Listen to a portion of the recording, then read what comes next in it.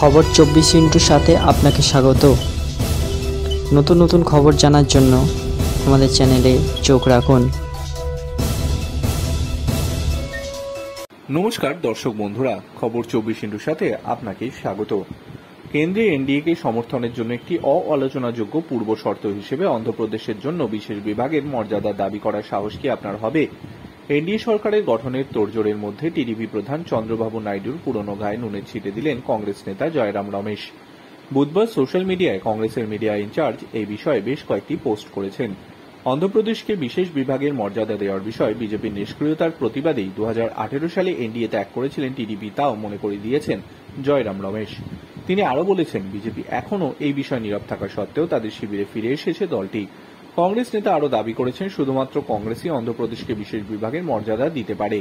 কংগ্রেসের নির্বাচনী ম্যানিফেস্টোতেও এই প্রতিশ্রুতি দেওয়া হয়েছে বলে জানান তিনি আরও বলেন, 2014 সালে ফেব্রুয়ারিতে রাজ্যসভায় অন্ধ্রপ্রদেশ পুনর্গঠন আইন 2014 পাশের সময় এই প্রতিশ্রুতি দিয়েছিলেন তৎকালীন প্রধানমন্ত্রী ডক্টর মনমোহন সিং। জয়রাম রমেশ আরও জানিয়েছেন, বিশেষ বিভাগের মর্যাদা পেলে অন্ধ্রপ্রদেশ বিশেষ কেন্দ্রীয় সহায়তা অনুদান পেত, বিভিন্ন প্রকল্পের জন্য আরও ভালো শর্তে তহবিল পেত, আবগারি শুল্কে ছাড় এবং লগ্নি টানার জন্য কর্মক্ষোভের মতো সুবিধাও পেত। তিনি বলেছেন, হায়দ্রাবাদ তেলেঙ্গানায় চলে যাওয়ার পর এই বিধানগুলি রাজ্যের সমৃদ্ধির অব্যাহত রাখার ভিত্তি স্থাপনে সাহায্য করতে পারত, কিন্তু মোদী সরকার 10 বছর ধরে রাজ্যের জনগণের সঙ্গে বিশ্বাসঘাতকতা করেছে।